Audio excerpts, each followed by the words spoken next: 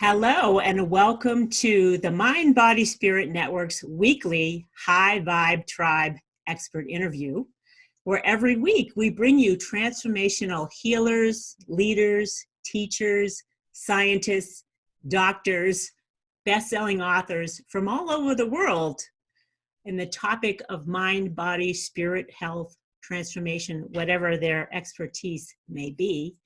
And today is no exception. And before I introduce you to our guest, I want to pique your interest with a little bit of some questions about what our guest is all about today and what topics we're going to cover. So here we go. Are you curious about why you've incarnated, the lessons you've meant to master, and the gifts you're here to share? I know that's a big question in many people's mind. Katy, would you agree with that? This is yes. It's a paramount question. I think everyone considers it at least at some point in their life. Yes. So this life-changing information can be accessed through your 8th chakra. Now, I've had some awareness of the 8th chakra, but not to the extent that our guest is going to share it today. So we're going to get deeper into the 8th chakra in a little bit. But the 8th chakra is the energy center just above your head that can reveal your life trajectory. Where your soul contracts, meaning what your soul has already agreed to show up for in this incarnation, your soul's purpose are held. It's also where your connection with higher realms of reality and your own highest potential are most powerful. Now, Katy, I have to say, I don't like the whole idea of a contract. I'm like, really? That's fair. Okay, we'll talk about that. I mean, we will. I can take the sting out, I promise. Okay, good. Okay, so within the rest of your architecture, and if you guys, many of you know about the chakra system, chakras 1 through 7, there are different energy patterns, leakages, blocks, and frequencies, which are also intrinsic to your soul's contract. So again, I'm just going to ask a quickie question here, Katy. I don't want to get into it yet, but we intentionally, or the soul intentionally comes here with maybe challenges in those chakra centers that create the experience. Is that accurate? Challenges and celebrations that move along the energy that we have come with the understanding that our soul is really here to experience this. Yes. Okay. Yeah. All right. See, I'm focused on the challenges when they're really, why don't we look at celebrations too? We're celebratory oriented in nature, aren't we? Right. Clearly you can see where I'm oriented. All right. So as many of you know, we are affiliate partners of the Shift Network, and we love to bring in their to support their events because they're really aligned with what our intentions are here at the Mind, Body, Spirit Network. And Katy, this is your first event, isn't it, Katy? It sure is. Congratulations. Thanks. Yeah, I'm excited about it. Very exciting. And the name of Katy's event is Activating Your 8th Chakra Life. And Katy's last name is Bray, B-R-A-Y. And this event is the live event, which is free, is happening on Saturday, October 19th, 2019. And we're not going to go into the details of that until the end because this video and podcast is going to be enjoyed all throughout the year, likely into 2020. So we're going to have resources so that you can connect with Katy anytime throughout the year in one way or another. And we're here to help support her efforts. So let me just tell you a little bit about Katy Bray. She's a professional clairvoyant, energy worker, and gifted empath whose direct and loving approach has been transformational for her clients by guiding them to achieve the next level of success with greater confidence and authenticity. In her years of experience and her work with thousands of people, she's become exceptionally well-versed in numerous transformative techniques and in knowing exactly which ones to use for each specific client. So, Katy, could you share with us real quickly what techniques you employ when you're helping somebody? I know there's a lot of them out there, but is there something that you particularly is your go-to tool? So honestly, it's interesting. When I started my journey looking at, knowing that I needed to do more of this work professionally, let's say, I felt compelled, as many people do, to study several modalities. My mom had me as a Reiki healer when I was like 13 years old. So I had that mom, which I'm so grateful for, but we can see where this is going, right? So it's always kind of been there. But I went into with Theta Healing was one of the first things that I studied. And I have to say that it's interesting. I think I'd say I'd studied Theta Healing probably the most. What became really clear to me, at least for my personal journey, was that it was more that it gave me some of the confidence that I needed to learn how to work with people. Ayurveda is also a big part of my background. So breath work, Ayurveda, Vedanta, those I really come from a very more Eastern place. But ultimately what I learned early on was that, there was energy that wanted to come through me, and that I needed to give myself the space to witness it and trust that what was coming through me is what I needed to be using. So that's actually what I use more than anything is I ask, and then I watch whatever needs to come through me. Nice. So Katy, I have to tell you, I love it when I've been called intuitive a lot. And when you just are, you just don't think it's anything. It's like, oh, I'm just being me. Yep. But when I was reading your website, and Katy's website, I want you to check out because I love the name of it. Don't tell me. Oh, livingwiththelightson.com. Or livewiththelightson.com. Yes. Oh, not living? Yeah. Shoot. No, everyone does that. I think we need to buy that URL. So you're in very good company. Okay. Very good company. livewiththelightson.com. So I was perusing Katy's website, and I thought, and just reading about her, and I'm like, I bet she's a Theta healer. I just had this feeling. In my experience, and you can correct me if I'm wrong, but I have a few Theta healers in the network, and I feel like they're exceptionally gifted at this modality. I mean, it's a very unusual gift. Mm-hmm. To see what you guys see. I mean, it's almost like a blueprint of energy shows up, and you're reading the blueprint, which I find fascinating. Yeah, so that's exactly right. Okay, so look at me knowing you're a Theta healer. Woo! I get a star of the day. Little gifts. I got to keep myself entertained. I'm like, oh, absolutely. Okay. All right. So, anyway. Back to the bio quickly. So Katy's adept at accessing higher information and healing that accelerates their growth. And this is where that Theta healing comes in. This is accessing higher information, right? And her clients often say that working with Katy is the single most powerful partnership they've ever experienced. Holy crow, woman. That's quite a testament. I agree. I'm really humbled, honestly, when people have said that. It's incredibly humbling. Yes. Nice. So you're not all full of yourself about that? I'm teasing. Yeah, no, I know, right? I know that's always another journey to embark on. I'm glad I didn't choose that one. Yes. So I'm a big fan of Ayurveda too. And so you're a Vedic master. Could you just describe what a Vedic master is? Absolutely. So really, in essence, the focus is on truly understanding the mind, body, spirit paradigm and how they work together, and how to look at people so that there's a real coherence between the different layers and levels of who we are. And really helping them understand and increase their capacity, their own capacity to navigate when there's a disturbance in their own force, if you will. And that's what I love about it. Ayurveda is really about being proactive about health, about staying healthy and staying as vibrant as we can. So we're warding off illnesses and dis-eases. And so that's something that I see a lot. I think the mind, body, spirit paradigm is complex, and it takes a lot of reflection and care. And so I really like to meet people there, because I feel that we need all aspects of ourselves at our best to really come into our fullness. Yes.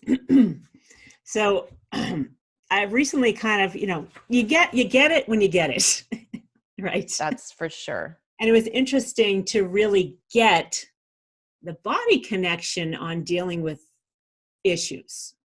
Yes. In a kind of in a yogic way. Yes. I really got the whole connection to dealing, you have emotions trapped in your energy field and your cells of your body, the whole nine, all of that. And I really got it a couple of months ago, even though I knew it, I finally got it, what yoga was doing to help with the body part of the emotions. Yes. Before it became dis-ease. Right. So, right. Anyway, so Katy's led more than 100 groups. That's a lot of work, honey. Teaching participants how to become more intuitive and energy literate. She's an author, speaker, and a catalyst for all who seek her counsel. And I noticed, Katy, that you're a trusted advisor to experts at Hay House, Gaia, Kripalu, that Center for Yoga and Meditation in Massachusetts. I'm from Massachusetts originally. Nice. I like that place. I haven't been there, but I feel like I want to go there. Yeah. Have you done like workshops there yet? I haven't been there yet, actually. So in what capacity are you an advisor to these different well-known organizations? So it's for some of their staff and faculty that I work with them, and they come to me for readings and for energy work. And then there is a program that I do, which is very much like what I am doing on the shift, but I do a lot of personal work, and I call it energy architecture, where we go in and we rewire different energy patterns and leaks and find the soul fragments and reintegrate. But we have to repattern energy where people are seeing gaps. And so that's a lot of the work that I do individually with people. Okay. So I've worked with Theta Healers before, and could you just describe like how you do that? Like what is going on there? Yeah. And I don't even know that I would say that it's Theta. I'm certainly channeling, and what I do, quite honestly, before any session that I do, or whether it's a retreat or an individual, it doesn't matter. I actually sit in meditation for about 20-30 minutes, and I ask that I'm clear. I ask that the other person is clear, that we create a sacred container that is protected, that only information and energy of the highest and best good for that person come through me. And whether it's energy or information, that it be delivered in the most loving, caring way. And then it just sort of starts pouring out of me. So sometimes it'll look like, I'll say something to someone, but I'm actually speaking it into from a part of my body where it's going into a specific part of their body, so that there's an energy seed that actually lands into their energy system where it needs to sort of sprout. And it's similar if, I'm looking at someone who has a leaky energy spot, where I actually track and see where that leak is going, so that we understand the behavior that's connected to it, or the thought pattern perhaps, so that, not only do we pull that energy back in and close up the leak, we discuss, this is how when this is coming up. If you haven't sensed it energetically yet, this is your little ear marker, because you start to do this, and that's when that you're starting to open that leak again. So there's such a combination of consciousness and cognition, as well as the energy work, because as much as I wholly believe in different kinds of healing modalities where there can be instantaneous healing without there being cognition, I do believe that there are times where we have to make a conscious connection to what's going on so that we can really ground it and we can integrate it and we can know ourselves more, because I do feel like that's an important part of our process, is to deeply understand our nature. And so that's really where my work comes in and really takes a stand of, let's let this be an engaging, alive, energetic conversation so that you can walk more fully into yourself. Katy, I'm glad you mentioned the need for some things to come into conscious awareness. I felt that, you know, I've worked with some energy healers and they're just like saying, okay, we're going to do this, that, and the other thing. I'm like, I feel like I need to be aware of it and not just say it's gone, because I'm likely going to come back without awareness. And also, sorry, go ahead. No, go ahead.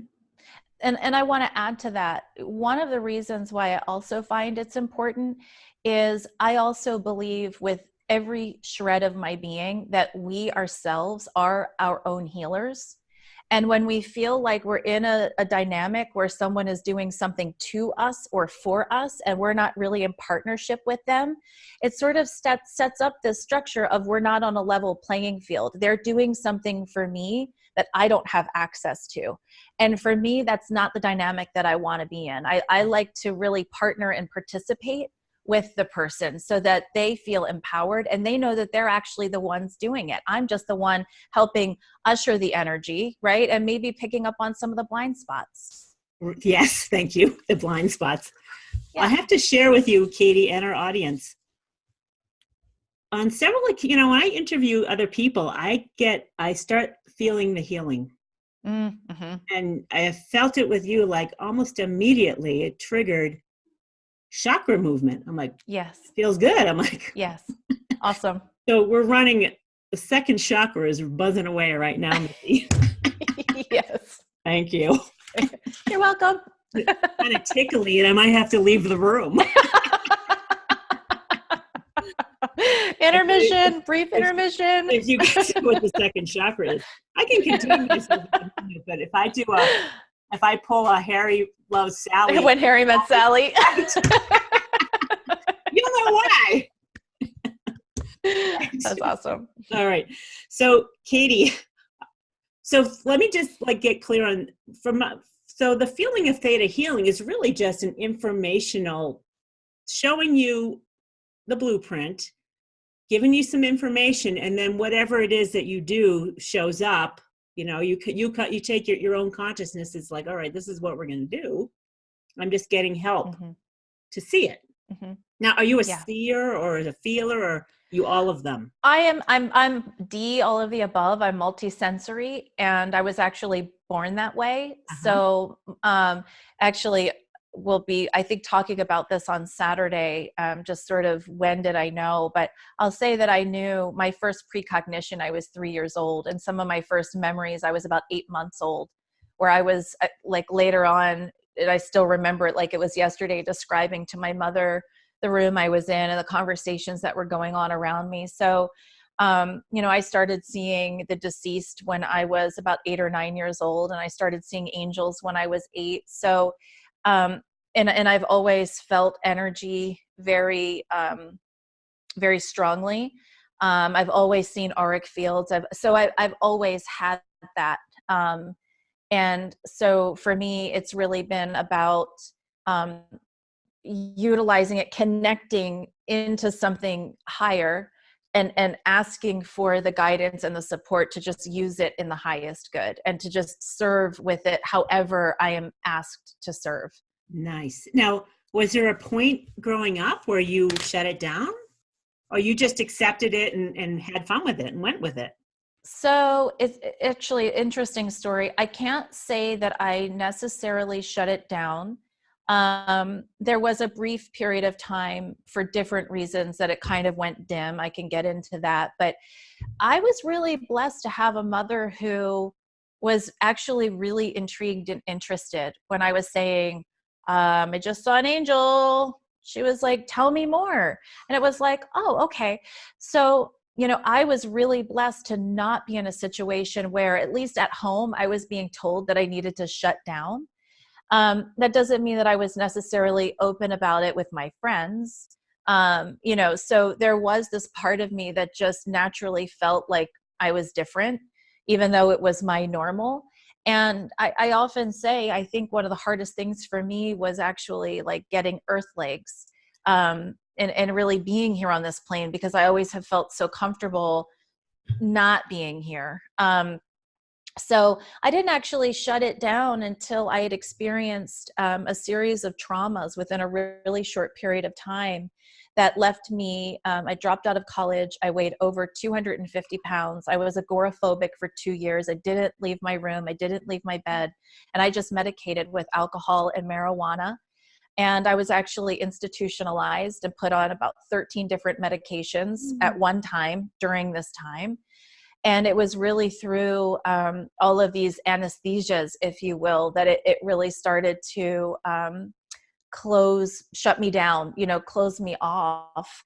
But honestly, I feel that even if I hadn't experienced these traumas, because I was so empathic and the world just felt so overwhelming and so abrasive, there was a point where I was so overwhelmed, I didn't know what to do with how much I was seeing and experiencing all the time. And I needed a break. It's interesting. I was about 18 years old at the time, though. I wasn't younger. And then as soon as I changed my life around, it was like it came back. But at that point, I knew, okay, my mom was actually seeing a healer, and this wonderful woman. And my mom said, I really think you need to go see her. And so I went to see her, and that's what helped me start to understand, like, oh, okay, this doesn't have to use me. I can actually utilize it and actually be of service. And there's value here. It's not here to like kill me or take me down or just put me on sensory overload for my entire life. Cause that's what I thought for a while. Like, really? Really? I signed up for this? Like, really? Katy, we're in the same boat, a similar boat. I know I'm in good company. Yes. Well, thank you for sharing that story. I mean, that's a surprise. I'm like, whoa, that's a pretty big thing to deal with. Yes. Yes. I had a pretty significant spiritual awakening, and I ended up in a loony bin for 3 days. Wow. Yep. I relate. It turned out to be amazing grace. Yes. Yes. So that brings up the questions back to what I said at the beginning. I was going to share this story where we talked about your soul has agreed to show up for this incarnation, and there's a purpose. And I wanted to share a story. Katy and I and many of us have had traumatic events, clearly. Yes, for sure. And I'm like, seriously, I planned on this one, though, you can see the gifts in it after the fact. But it was so, during this event that I had, I met what was considered, I found out later, whether it's true or not, I had faith in the woman who was helping me, that I met something called a twin flame, whatever, which is kind of significant in a way, not usual. Usually you think soulmate, you think, oh, love of your life. When twin flames are really there to help bring up all the garbage. It's in the name, flame. Flame. Oh, thank you. That would be Isis would help with that, right? Yes. Yes, my sister from another mister. That's why she's always around. So this is interesting. I was devastated by not having a relationship with this person, because it was just huge. What came into my awareness, the depth of love at a spirit level, was overwhelming and huge. Yeah. So I was in despair for quite a while. And the spirit or higher guidance or whatever came to me, and I heard, it was as if it was the spirit of this individual. I came here to be this for you. And it was like, got it. Meaning, people come into your life, you think that you want more of them, you're meant to be, or whatever is going on in your head. It's not meant to be. Right. And when I heard that, I'm like, I can let it go. I got it at a higher level. Like, okay, Yes. these things serve a purpose. And I was willing to accept that finally, after months of despair. Yes. And I kind of want to introduce that to the audience, that you gotta, if you have something that's despair, you know, like you're in despair about, or grief or sorrow or loss or whatever, I'm like, okay, it was meant to be. That individual, or if someone treats you badly, you know, yes, at a higher level, the spirit's like, I came here to treat you badly because this is what is going to help you. And you kind of have to honor that. Yeah. And that's a turnaround. It's a new perspective. So I wanted to talk about that, Katy, because a lot of us want to blame others, right? As opposed to appreciate the silver lining. Yes. So there's so much in what you just said. And I appreciate you starting off at that point, because when people hear, you know, a little bit more about what I have to say about soul contracts, and that does include, of course, you know, relationships. It includes a lot of things, but relationships of all kinds is one of them. When I talk about it, these things, the way that I see them, I hear things like, what about, you know, but what about slavery? And what about abuse? And what about, you know, these really heinous, horrific things that make anyone who has even a little bit of a heart just want to cry and fall to their knees, right? Things that our personalities cannot grasp are even a part of reality. Where the truth is, and again, I only speak from what I see and my experience. I don't pretend to have all the answers of the universe. And with the years of experience that I have and the people that I've worked with, thousands of people, I have seen consistent things. And so that's really where I speak from. That there are such different levels of us, and we talk about mind, body, and spirit like it falls off of our tongue like it's nothing. When the reality is our soul has such a clear understanding as to why we are here and why we have the relationships that we have, and why some of the atrocities that we've been through, maybe even we put ourselves through. Why do we do these things? And why do other people do these things? There is such a higher reason. We are playing so many different scenarios out in this entire landscape of humanity that it's not the same language that our personality speaks.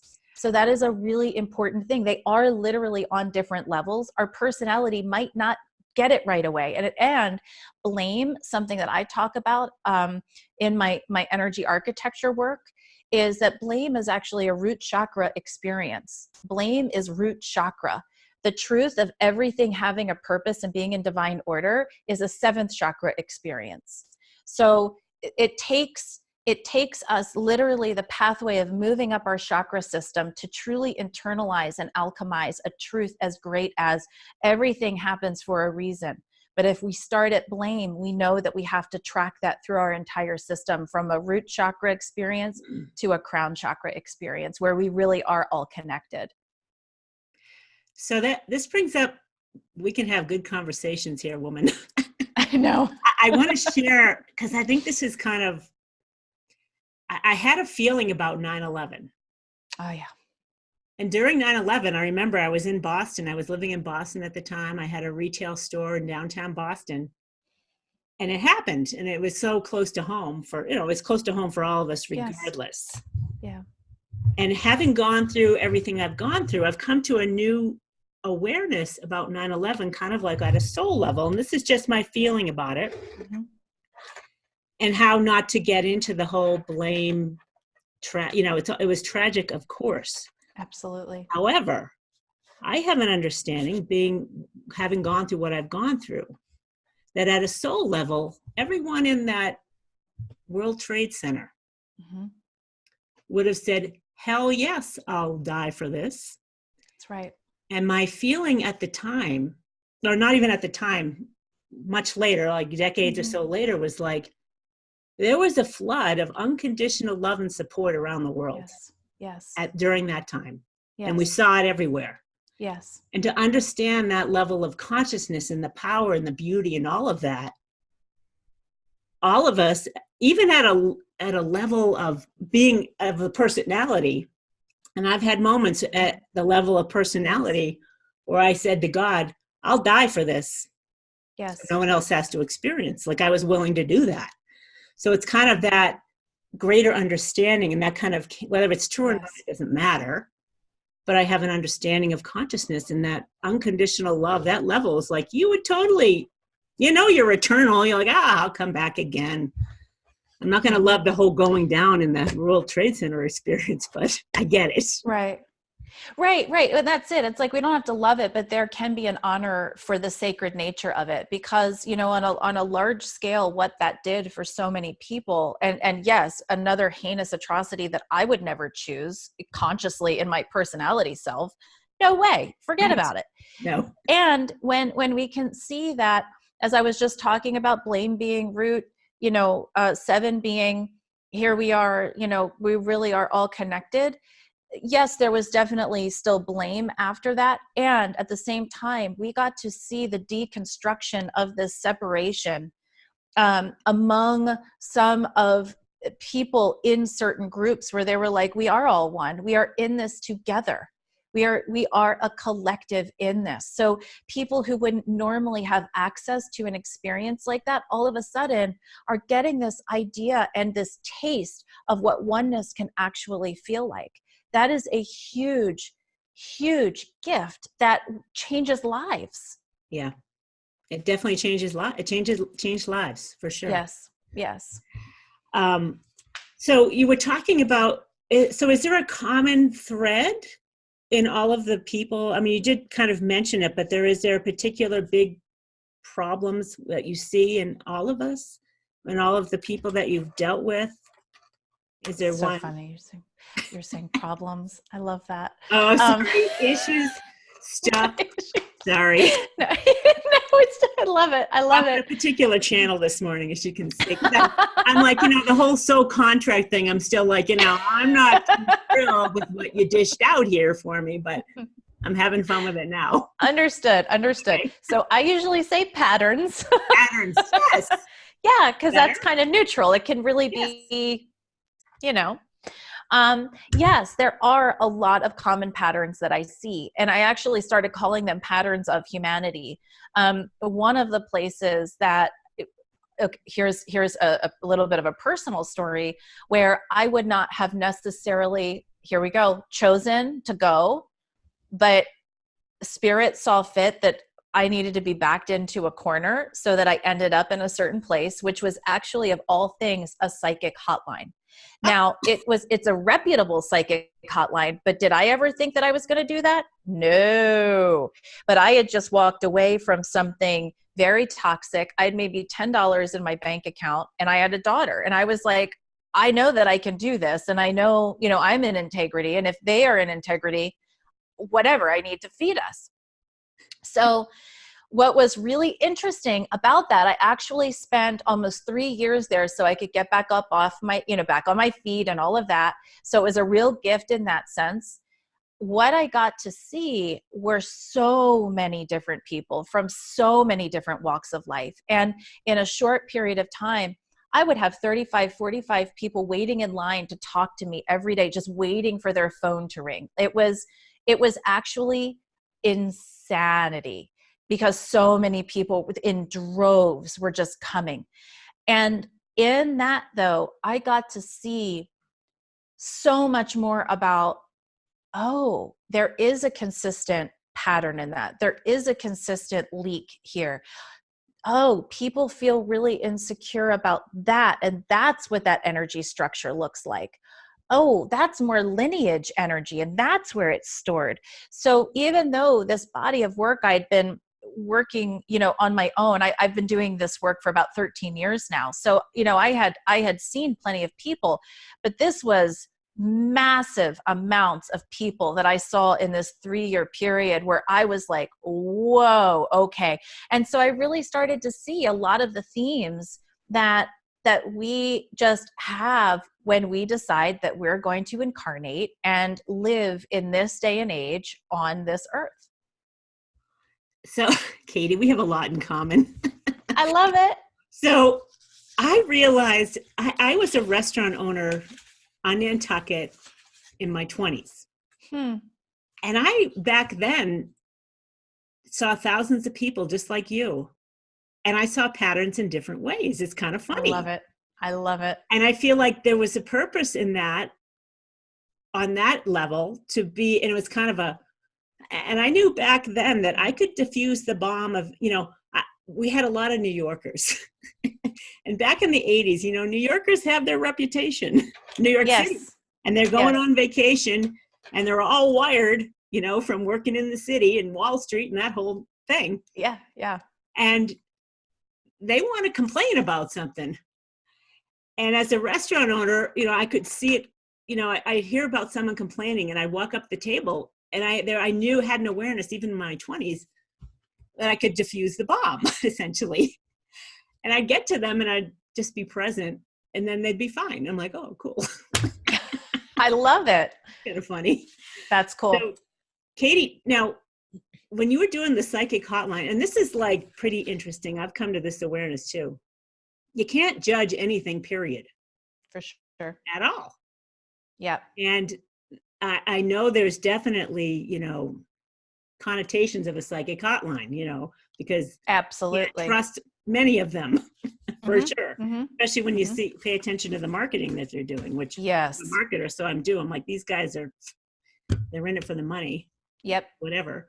Yep. And of course, Spirit guided you to an integrous one where you could help people. So that's where the non-judgment thing comes in. And you're like, you have no idea what the greater purpose is when you're just all focused here on you, right? They're like, oh, this is me, right? As opposed to, and you didn't have time to think about me really, because their Spirit's like, here you go, we need you to train up, step up to the bar.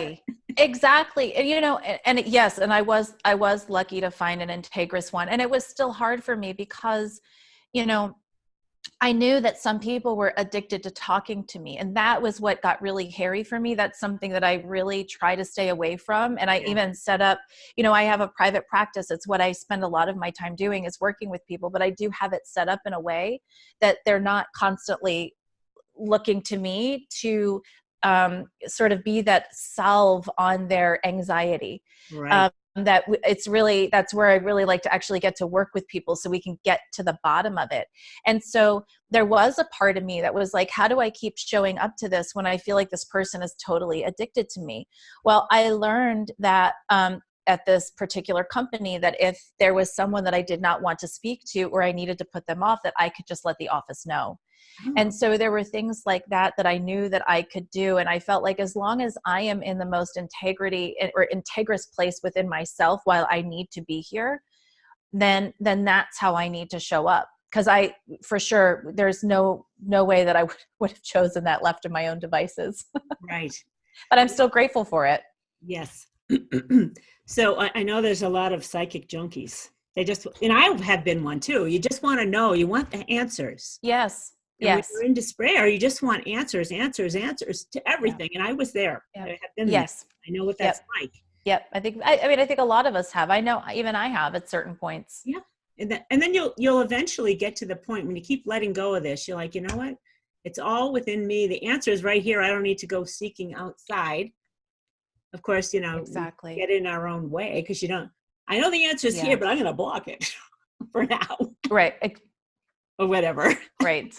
So quick question. When you were doing the psychic hotline, had you done Theta Healer training yet? Or did that come after? Yeah, I had. I mean, I did Theta Healer training back in 2005. Oh, okay. Yeah. It was literally brand new. Super new. Yeah. I bet this, my other client, she's do you know many Theta Healers or not really? I don't, because I actually don't consider myself to be a Theta Healer, believe it or not. That's and I took the classes and then I did it. I really used it. I was like, oh, I just needed to build confidence here. Right. Oh. So I wasn't ever a big part of the community, although the woman who I went to for teaching, who trained me was, She's amazing. She's amazing. But it is interesting. I think you said it earlier. I do know some theta healers, but just because there's quite a few of them, and there is a special gift within that. There is just, it attracts a certain kind of person. And it's a wonder to me. Yes. Well, that's a very unique gift that's going to be the attractor, because all of you guys are like, holy crow, what you see is amazing to me. Yeah. All right. So Katy, what can you advise people now? How can people help themselves right now based on what your work has been and what you've experienced? So I would say, one of the first things, and actually I'll say this first. There are a few primary energy leaks that I see that are very common. Okay. And so I want to give a few of those so people can start sort of looking out for themselves of, when and where am I doing this? One of them, you kind of said it a minute ago, which I loved. The first one I always talk about is denial, but it's the denial of knowing things that we actually really do know. So the question is, what am I pretending that I don't know? And really sitting with that. And I like that one for those of us who, I've certainly done this before, where I say I'm confused and I don't know what to do. And I think that's often us just chasing our tails around a truth that we're having a hard time stomaching. I love that. And so when we really sit with, what am I pretending that I don't know? And then remembering, saying I am willing to surrender, because, and acknowledge that my fear right now really is that my life is going to change so quickly that I know my head could spin, or that's my fear, when I really acknowledge this truth. So can I just be in the discomfort of that for a moment so that I can trust myself in this process? So Katy, is denial a particular chakra issue or not necessarily? Actually, the primary energy leaks that I see are almost always 1 through 3. And they are 99% of the time rooted literally in the root. So they will start in the root and then they will sprout and they will actually come out of another chakra, but it's almost always 1, 2, and 3 or. I've heard this from other healers, Katy, and it's come to my awareness too, that, spiritual types, people aspiring to higher consciousness, are all up here with no freaking foundation, which was my problem. I'm pretty sure. Yes. No foundation, and that all of them matter. Yes. All right. So what's number 2? Number 1 is denial, and it ain't a river in Africa. That's exactly right. That's always one of my favorite sayings. My other one that my mom raised me with, when I would say, what is normal? She's like, normal's just a setting on the washing machine. Like, if you're looking for normal, not going to find. I'm like, oh, okay. I appreciate that more as an adult. Okay. That's funny. So another one is actually expectations. However, I'm going to put a little spin on that. It's actually the expectation that other people should show up the way that we do. It goes back to that soul contract thing. Yes. Letting go of shooting all over anybody. Yes. Yes. So that's a big one. So it's not just I have an expectation that this will happen or that that'll happen. Because I think there are healthy expectations, and I think they're called standards. And and I think that those are good things. It's really when we send our energy into this projection state of this person should be doing this because that's the way I would do it, because that's the way that I think they should do it. That is one of the biggest energy leaks that I see. And that's a second chakra one, because it puts us in this automatic power dynamic. It's a power struggle. And that's where that leak is almost always coming out. Okay, I want to say this out loud again. When you're expecting or shooting all over somebody else, it's a power leak. Like you're giving your power away to somebody. Is that kind of the same thing, saying the same thing? Or it's just a leak. You're not giving It's a leak. It's a leak because it's a power dynamic where it's the saying, this is not mine. It's sort of the power over rather than power with. Ah. And so that's a second chakra thing, those control dynamics. So, but because it's really, and the energy looks like a projection, like you're launching a dart onto someone else, and it's a quick leak. It's not a slow leak. It's quick. What do you mean a quick leak? Imagine, so it comes and goes, or the it's a burst of like. Yeah, there's different, they look different, and one can drain you a lot quicker than another. So there's sort of like the slower leak that's like a tire, let's just say, that just has that slow leak. So there's that. Yep. And then there's the kind that literally looks like a little rocket ship being launched, just so it's like it spits, but it's like a potent condensed amount of energy. That's how that looks. Oh, so all right. While we're on this topic, because I don't know that you don't know this, Katy, because we just met each other, but my audience knows I'm a teacher of consciousness, and I have a podcast, I'm going to plug it, called Your Weekly Dose of Higher Consciousness. Nice. And Dr. Hawkins talks about, and this has to do with the shooting all over anybody, like expectations and all of this. And Dr. Hawkins puts it really nicely is allow people to earn their own karmic merit. Love that. Very good. Allow it. And we all want to get, we want to help, like, here's me. I want to help my nieces and nephews, my family, my friends. And when that came to me, I'm like, who am I to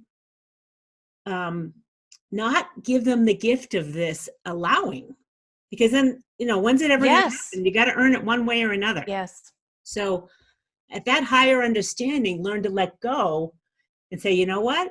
This is a huge gift to allow them to come to their own wisdom, which we all have. Yes. Right here. Yes. It's not far away. And it's a huge gift to ourselves. Yeah. It's a huge gift to us and to them. So hopefully there's another twist on that expectation shooting all over somebody. I love that. Yeah. Yeah. All right. What's number 3, my dear? So number 3 is cravings, is what I call it. Oh, like addictive and stuff? Like what's that? Like drugs and food or anything? It can be, but I go a little bit deeper. I think the food and drugs and shopping and sex and whatever ism kind of thing that we can lay on top of that, that's where it really is a symptom. Underneath that it's truly the places that we give our power away, thinking that's what we need to do to get what it is that we want or need. Love. So exactly. Positive attention. Exactly. Okay. So, and a lot of people will fall into that. We all do. And again, I'm saying this just from seeing a ton of different patterns, that these are you'll say these are the 3 primary, because there's quite a few, but the short list is these 3 cravings is probably one of the biggest ones.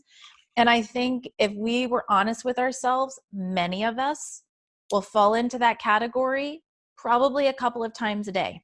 Oh, it becomes our normal because there's a lot of little things. Oh, well, maybe if I just do that, I can give up this part of myself to receive that. It can be the littlest things, but the energy behind it's actually big because we're really sort of chipping away at our energy bodies by these leaks when we participate in that. I mean, I know that I've certainly been in relationships where it was like just on this idea of, I love and appreciation. And so let me say this too, the cravings themselves are totally neutral. I mean, who doesn't want love and appreciation? And we all deserve love and appreciation, right? That's like we're not even here to debate that. Of course. I want everyone to feel that. It's when we learn that maybe we have to manipulate or change who we are or shift or give away one need just to have this other primary need met, that we start to really warp our energy systems. And it does impact our relationships. It impacts everything. It even impacts our ability to manifest. Okay. Thank you. It's a whole other show. It's a total, we could chat we could have our own podcast. Yeah. All right, here we go. Okay, so Katy, let's talk about your Shift Network event that's coming up here on Saturday, October 19th, 2019. Yes. And it's called, what's it called again? Oh, Activating Your 8th Chakra Life. And for those of you listening, you viewers, I'll have a link to connect with this if you want to register. And it will be on the blog. It will be on links below the video and the podcast and the blog post. So you can connect with this. And typically with the Shift Network, just so you know, if you miss the live event, there'll be a recording of it that you can access for typically at least 8 weeks, is my experience. And if you want to, and all of these events lead to beautiful online courses. And Katy, is yours a 7 or 8 week course? It's actually 9 weeks. Oh, okay, 9 weeker. So yeah. Usually, if you miss the launch date of the course, you can still get in on it because it's all going to be recorded. Is that correct, Katy? Okay. Yes, that's correct. Okay. So could we talk a little bit about what people can expect from the live event or the event or the recording, whichever it is? What are you going to talk about there? Yeah, absolutely. So we're going to talk about what is actually in the 8th chakra. And because that's when I work with people, that's actually where I'm accessing the information. We talk about the difference between the 8th chakra and the Akashic Records. And yeah, because there's some nuances there, some important discernments. We talk about how the 8th chakra informs us and how it links up with the other chakras and how we manage our energy, how we're supposed to do that. So we begin that conversation. It's an hour long. So we begin that conversation. It's a little meaty, like that. More of the course is where we really get into the depths of that. Good meat, by the way. That's super meaty. Yes, it's very meaty. That's why I love it. And then we do just a brief taste of a meditation where we go into our 8th chakra to gather some information to actually work with. So I make sure that I guide people into that. Fun. All right. So if you want to register for that, I do have a URL for it. It's the mindbodyspiritnetwork.com/8-chakra. You'll find it there, as well as the mindbodyspiritnetwork.com/interview-Katy, Katy-Bray, Bray. And I'll have the links below the video for that and everywhere. So Katy, while we're on the topic of this event, you brought up the Akashic Records. Yes. Could you just describe, I find this kind of fascinating, and we've had an Akashic Record woman here before. Yeah. Can you just discuss what that is and what you're seeing or reading when you encounter the Akashic Records? What is it? I talk about now, and I love the Akashic Records work. I have, actually when I need my support, the person I go to is a dear friend who reads Akashic Records. And really it's something that Edgar Cayce coined many years ago that's just now sort of getting more conversation. But it's really looking at the entire journey of the soul. So many lifetimes, and looking at karmic patterns, and what ideally if you work with someone who does Akashic Record reading, if they're looking at that entire soul's journey, they're really looking at how the karma and how those energies are impacting your life here today. So that's really how I say, talk about the Akashic Records. It's another thing that I believe we all have access to, just like the 8th chakra. I don't think any one of us, needs to necessarily go to someone to find that information. I think it's just, it's a matter of learning how to access that information for ourselves. And the 8th chakra doesn't go through the entire soul's journey. It really is about this incarnation. And so that's where I like to really focus my work. You could spend years going into your own Akashic Records, I would think. With absolute certainty, yes. It's a fascinating story, the journey of the soul. Totally is. Huge. Okay. So, Katy, are you still working one-on-one with people? You still available for that? I am, yes. Okay. So I love to do it. I bet I'd love to work with you, my dear. And for those of you listening, Katy's website, and I'll put it on the video, is livewiththelightson.com. I love that. As opposed to lights out. Right, exactly, right? Okay. And beyond the Shift Network course, you have your own courses as well? I do. The one is, it's actually one of my favorites. It's the primary one, is the 4 things that slow down your manifestation. So we look at the anatomy of manifestation and how we move our manifestations, how they actually are birthed from our energy system. And so I help people track the places that they're getting hooked and the energy is not able to move through them to create what it is that they want to create. Oh, yeah. Could you just bullet point the 4 things, or is that a secret? It's not a secret, but I think it'll take us down like a huge rabbit hole. Okay. And there'd be no returning. Well, I love the title, 4 things that slow down your manifestation. I will tell you though, cravings is one of them. Oh. Okay. Yeah. But there are 3 others that are more involved. So I had this, I mentioned I had this quantum spiritual awakening, and it was quantum in nature. Mm-hmm. So I went to see healers after that. And I went to see this one healer who said, I didn't like it, but she said it. I don't think it was helpful. She said, your root chakra is like a black hole. And anything you try to manifest, you're going to get the opposite of it. And anyway, I don't think that was helpful for me, but it all is. It is what it is. So I've had trouble with manifestation ever since. I'm like, anyway. See, okay. Could be some karmic crap. Who knows? I don't know. Can I get on a soapbox for like 60 seconds? Totally. Please do. Get soapy with me. Oh my gosh. Okay. Because truly and seriously. So one of the things, and this is exactly why before I go into session with anyone, I ask specifically for the information that is of the highest and best good, and that it's given to me in a way that is most useful. So I have had to tell people really hard things in session, as you can imagine. And yet I am still given the words in a very loving and supportive, solution-oriented way. So to me, it is an ethical thing to say things to people in the most protected, sacred sense, because when you are in someone's energy field and you send an energy like what you heard into someone's energy system, it actually can land, and then it can become a truth. And it's possible it wasn't even a truth before that.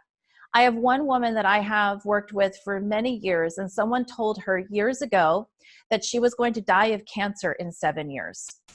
And I knew that wasn't true, but of course it totally took her. And she said, in my intuition, I don't feel that. And I'm like, I am telling you, I swear to you, that's not the truth. What happened? She ended up getting cancer. She's beat it. Yeah. She has absolutely beat it. But to me, it is really an issue of ethics when people come into someone else's space and have anything that is not completely honoring of that person. And the way things are said is critically important. So I am sorry that happened to you. Thank you, Katy. That kind of stuff really upsets me. I think it landed in me in a not a good way. But I do want to point out what Katy is saying here, and I felt it in myself, that when you intend for the highest good of anything, you can feel the energy of integrity or spirit step right in, like immediately. Yes. And I'm sure there's other levels of consciousness that are manipulative, and you're like, oh yeah, I'm going to call in the highest good. But in the background, you got your own agenda. But if you listen to what Katy is saying and you intend to align with a healer who does what she's doing, which I'd recommend, because I feel it in my own life. The minute I say I'm working for the highest good, that lesser part of me gets out of the way. I feel it right away. And that's huge. Well, and I ask for that. I say part of my ritual is that my ego, my agenda, that any parts of me that could interfere be set aside. Like I ask, just use me and push me to the side. Because you know, we all have very strong egos. They're Yes. very healthy. They want to step in and help. I know. Well, I found it, you know, listeners and viewers, you know, I'm a graphic designer and online marketer. I've never trained professionally in it, but I'm okay with it. I'm pretty good with it. And I knew right from the beginning, I'm like, I'm going to intend for the highest good of my clients to deliver what they want. Yes. And I get astounding results. Like people Yes. come back thrilled, crying, oh my God. And it's so Yes. great to get out of the way and not own it. I'm like, hey, I'm just going to connect with the higher consciousness of this. Exactly. And let it, you know, kind of play me. Yeah. Yeah, absolutely. So, Katy, this has been so much fun. Thanks for Sister having from me. another mother. Yeah. Thanks for having me. Oh, great. Best of luck on your upcoming event with the Shift Network. It'd be quite exciting to see how it all goes for you. And I find that there's a lot of interest in the chakras in general, never mind the whole soul purpose thing. That's like hugely interesting to me. Yeah. I'm still working with my own like clairvoyance and clairaudience, and I hear and see a lot, but then I'm like, I don't get it. Can you clear that up for me? I know I'm still getting in the way of higher guidance, seemingly. All right. So listeners and viewers, thank you so much. Katy, thank you for joining us today. It's been a pleasure. If you'd like what's going on here, please subscribe to our podcast at highvibetriberadio.com or our YouTube channel at highvibetribetv.com. And again, this is the mindbodyspiritnetwork.com, where if you haven't visited there yet, you might want to check it out. We're an online directory for amazing events like the one Katy is a part of and the Shift Network, along with super interesting online courses, including ones for which you can earn continuing education. I mean, if you have to get continuing education credits and you can do something fun and different, why not? So we have that, and we also have a directory of professionals that work we have theta healers, just like Katy, energy healers, medical mediums, medium readers, you name it, we got it. It's the Mind, Body, Spirit Network for a reason. Thank you so much for joining us, everybody. Katy, thank you again. See you next week.